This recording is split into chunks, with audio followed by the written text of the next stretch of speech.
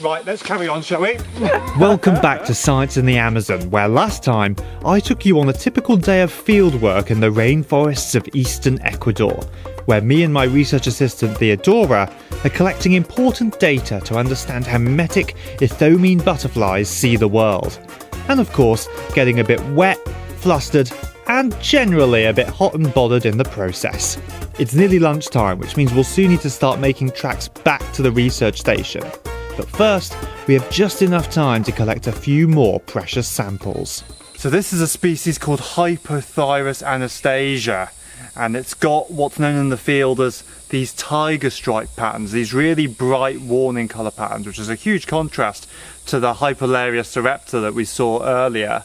All ithomines are toxic, so all the species are trying to advertise to their predators to stay away and not to try and eat them.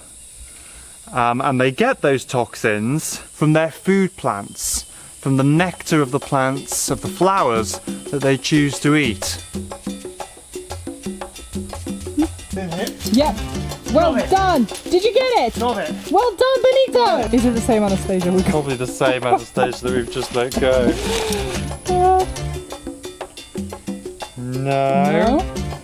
Not this one. Can have a look. Is that? That is not an Anastasia. I think that's a Melinea monophilus. That's a Melinea. I think that's a Melinea monophilus. Whoa! So this looks an awful lot like the Hypothyrus anastasia that we got earlier on, but in fact it's not. But many people see mimicry as a form of deceit in the natural world, but actually it's not in this case. It's actually a mutualism. Because of the fact that all ithomines are toxic, by looking the same, they are educating their predators a lot more effectively. It means that the predators in this community, like the birds, will learn to avoid butterflies that look like this a lot better if loads of other species look like this as well. And this is a type of mimicry called Mullerian mimicry, named after a 19th century naturalist called Fritz Muller, who was actually one of Darwin's busy mates. He spent a lot of time in South America, in particular in Brazil, studying tropical butterflies and used them as evidence for evolution by natural selection. Can you see another one? There it is. Okay, hang on a moment.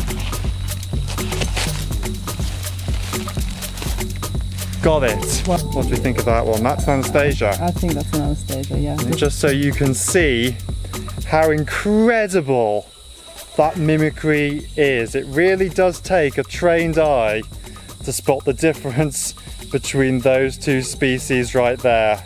This one we've actually already got data on, so we're going to let it go. We're going to let it go just like this, okay?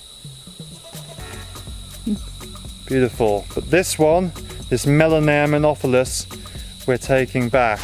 Right, it's the afternoon now. We've had lunch, we've had a shower, most importantly, so we don't smell like utter garbage. So it's time to do some lab work. This is the laboratory block, and these are all the live butterflies that we sampled today, all in their little envelopes. This is my trusty ophthalmoscope, something which many of you may have seen before. I use it to study butterfly eye shine, that incredible property that butterflies have due to a reflective mirror called a tapetum at the base of the eye. 3, 2, 1. Way, look at that. Look at that beautiful eye shine. And then just watch how quickly it disappears as well. That's due to the movement of various pigments stopping light from hitting the bottom and hitting that mirror. So Theodora, what needs to be done with the butterfly after I've done my eye stuff? So basically I chop this head off and then I chop up the body in little pieces and we preserve the wings.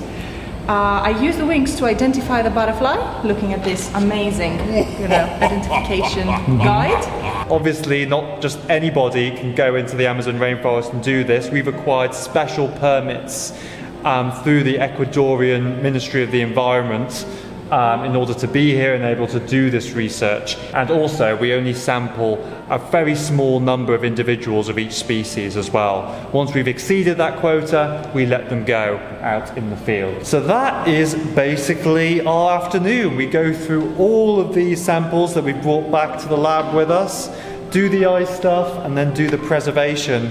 And then that's the day done, basically. Then we can relax. And then we do it all over again the following day. then the day after that. And the day after that. And the day after that. And the day after that. And the day after that. Yeah.